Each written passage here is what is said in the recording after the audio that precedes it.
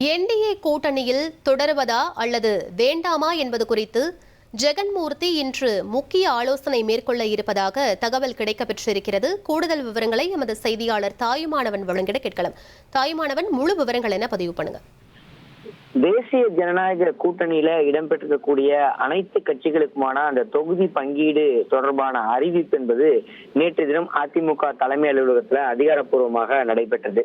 இந்த நிகழ்ச்சியில முக்கியமாக பெரிய கட்சி தலைவர்கள் அனைவருமே முன்னதாகவே வருகை தந்துட்டாங்க. குறிப்பாக அதிமுகவுடைய பொதுச்செயலாளர் எடப்பாடி பழனிசாமி, அடுத்ததாக அம்மா மக்கள் முன்னேற்ற கழகத்துடைய தலைவர் டிடிவி தினகரன், அதே போல பாட்டாளி மக்கள் கட்சி தலைவர் அன்புமணி ராமதாஸ் மற்றும் பல கூட்டணி கட்சி தலைவர்களும் வருகை தந்துட்டாங்க.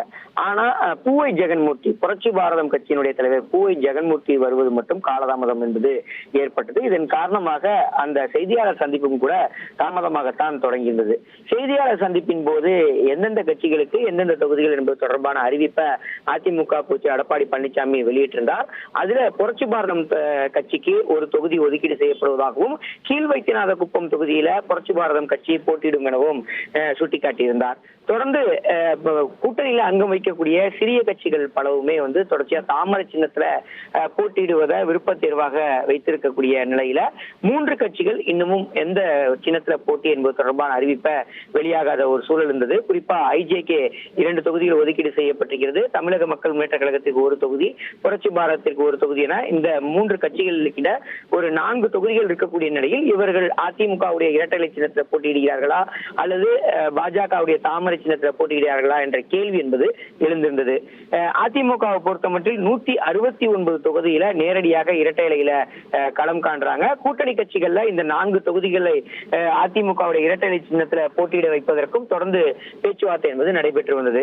இந்த நிலையில தான் நேற்று செய்தியாளர் சந்திப்பின் போது நாம் கேள்விகளை எழுப்பியிருந்தோம். குறிப்பாக புரட்சி பாரதம் கட்சியினுடைய தலைவர் பூவை ஜெகன்மூர்த்தி கிட்ட கேள்வியை முன்வைக்கும் போது எந்த கூட்டணியில, குறிப்பாக கூட்டணியில எந்த சிம்பிள்ல போட்டியிட போகிறீங்க அப்படின்னு கேட்ட போது அதிமுகவுடைய இரட்டை இலையா அல்லது தாமரை சின்னமா என கேட்ட போது இன்னும் அது குறித்தான முடிவு எட்டவில்லை எனவும், நாங்கள் எதிர்பார்த்தது ஒன்று ஆனால் இங்கே நடந்தது ஒன்று எனவும் குறிப்பிட்டிருந்தார். குறிப்பா பூவை ஜெகன்மூர்த்தியை பொறுத்த மட்டும் 2 தொகுதிகளை குறிவைத்து கேட்கப்பட்டதாக தகவல்கள் வெளியிடப்பட்டிருந்தது. குறிப்பா பூந்தமல்லி மற்றும் கீழ்வைத்தியநாதகுப்பம் இந்த 2 தொகுதிகளை முன்னிறுத்தி கேட்கப்பட்டதாக சொல்லப்படுகிறது.